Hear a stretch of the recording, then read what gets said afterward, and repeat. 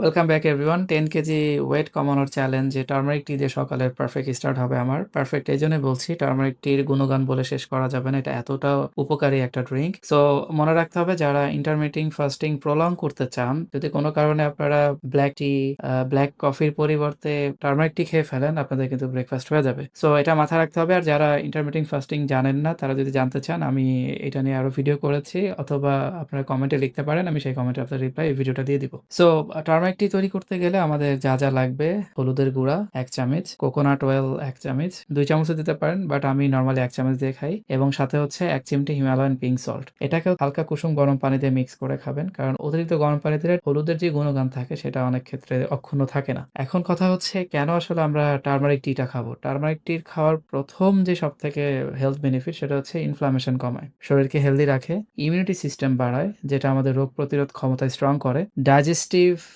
যেই প্রক্রিয়াটা রয়েছে, সো ডাইজেশনে আমাদের অনেক বেশি হেল্প করে, ঠিক রাখে, খাবার সহজে হজম করে, শরীরে মেটাবলিজম বাড়ায়, আপনার ফ্যাট বার্ন এবং ওয়েট লস করতে হেল্প করবে।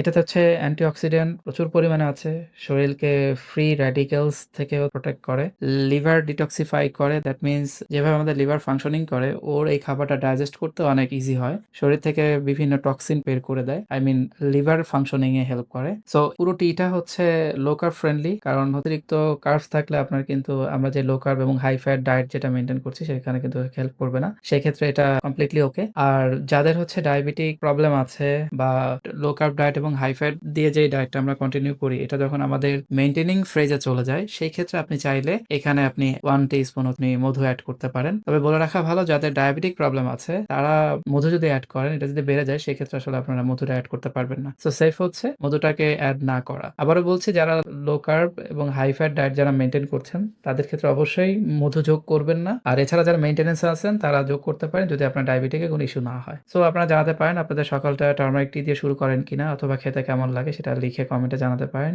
অর এইটার উপরে আরো ইন ডিটেইলস ভিডিও আপনারা চান কিনা, সেটাও লিখে জানাতে পারেন। Thanks for watching.